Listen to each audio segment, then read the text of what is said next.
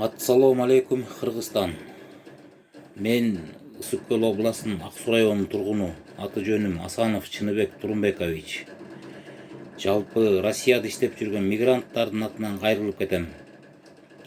Президентибиз дейин десем ооз барбай турат. Президентке татыктуу эмес. Сооронбай деп эле айтайын, туура болот болуш керек. Сооронбай, менден бир топ эле улуусуң. Өткөндө сөз бергенсиң. 4 күндө арызымды жазып кетем деп. Бүгүн 4-күндүн жүзү болуп отурат. Эгерде арызыңды жазып кетпей, дагы деле жанагындай аргандай оюндар менен кууланып, арамданып отура турган болсоң, анда чоң жаңылышасың.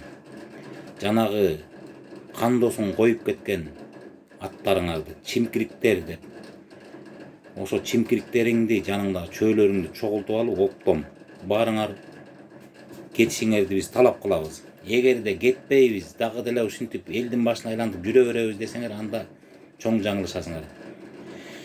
Жетишет, буга чейин Кыргызстанды кекиктегенен сазга батырдыңар.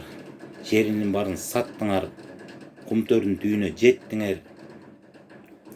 Эми биздин көптөн бери көксөп жүргөн, ишенип жүргөн жалгыз инсаныбыз Садыр Жапаров келди. Ошого бут тозбогула, иштесин. Дагы деле бут тозуп, ар кандай арам оюндарыңарды карматсаңар, анда чоң жаңылышасыңар. Этегиңерди жийип, эсиңер барда кетип калгыла. Силерден көптөн көп талап кылабыз биз.